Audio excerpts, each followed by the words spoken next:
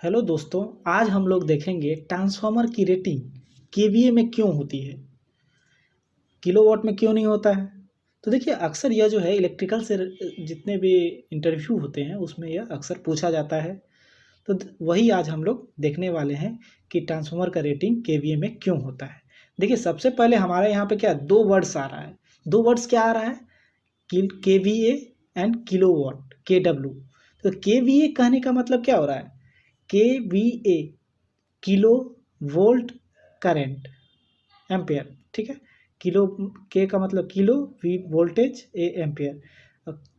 के डब्ल्यू का क्या आ रहा है, वोल्ट एम्पेयर कॉस फाई आ रहा है। ठीक है, देखिए यहाँ पे कॉस फाई क्या कर रहा है, कॉस फाई क्या है हमारा, के डब्ल्यू में वी ए कॉस फाई आ रहा है। तो कॉस फाई क्या है हमारा, कॉस फाई हमारा जो है पावर फैक्टर है। देखिए, हमारा जो पावर फैक्टर किस पे डिपेंड करता है, लोड पे डिपेंड करता है।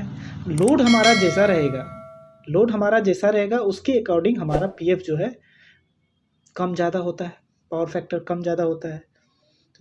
तो हम लोग यहाँ पे जो है सबसे पहले देख लेते हैं कि इलेक्ट्रिकल सिस्टम में लोड की बात करें तो मेनली हमारा जो इलेक्ट्रिकल सिस्टम का लोड होता है वो तीन भागों में, तीन तरह से बांटा गया है।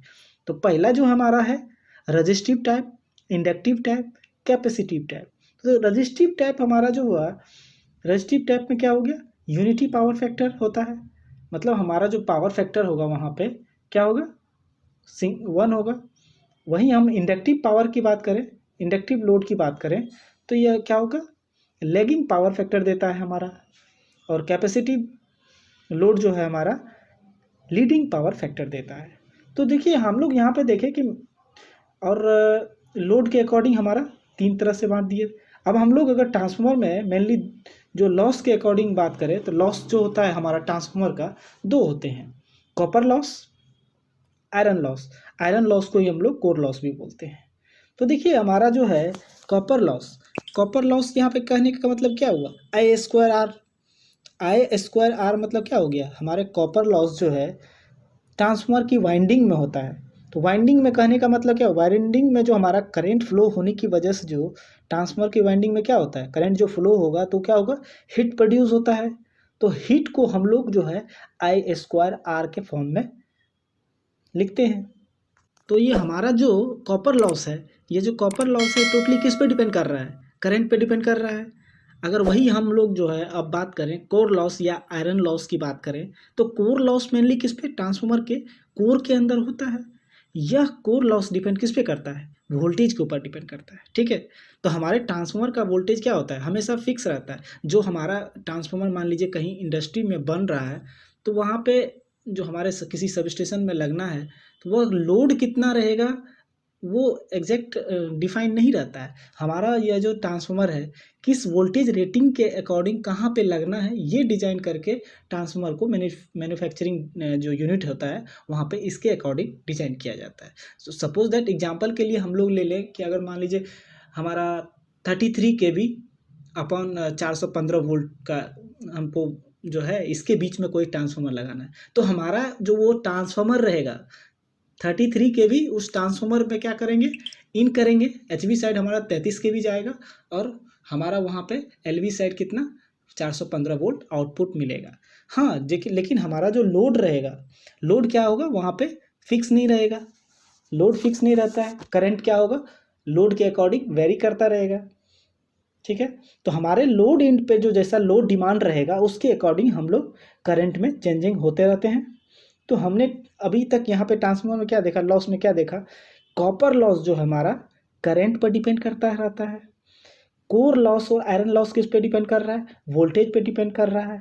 तो हमारा जो ट्रांसफार्मर का लॉस है, ट्रांसफार्मर का लॉस जो है वो किस पे डिपेंड कर रहा है, वोल्टेज, करंट, वी और आई पे डिपेंड कर रहा है, ओनली कर रहा है। तो केवीए कहने का मतलब क्या होगा, वी ए, के V A kilo volt ampere. देखिए यहाँ के जो है ये हमारे ट्रांसफार्मर के रेटिंग के हिसाब पे डिपेंड कर रहा है। हमारा जो ट्रांसफार्मर का रेटिंग है वो ज़्यादा रेटिंग का है, 1000 के का मतलब 1000।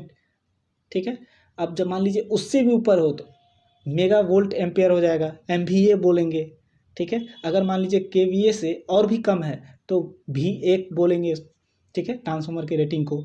ठीक है, तो अब देखिए इसके अंदर हम लोग जो देखा ट्रांसफार्मर के अंदर क्या हो गया, phase angle between voltage and current ये क्या कर रहा है, मैटर नहीं कर रहा है। ठीक है, हमारा जो कॉस फाई जो है हमारे ट्रांसफार्मर के केस में क्या हो रहा है, इंक्लूड नहीं हो पा रहा है।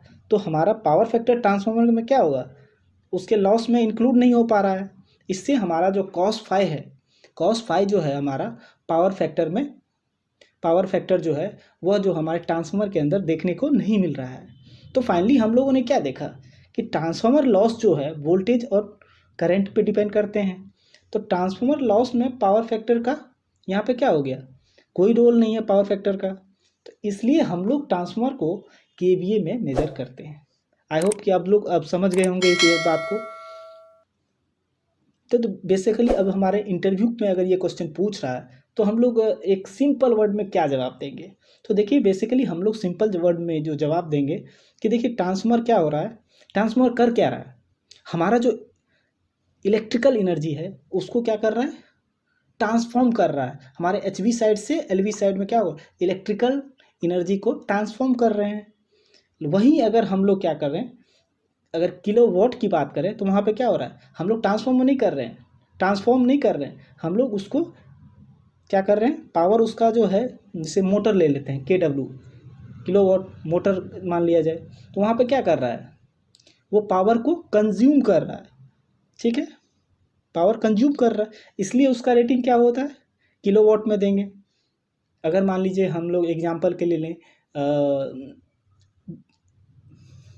डीजी, डीजी क्या कर रहा है, हमारा इलेक्ट्रिकल एनर्जी को ट्रांसफ़र कर रहा है।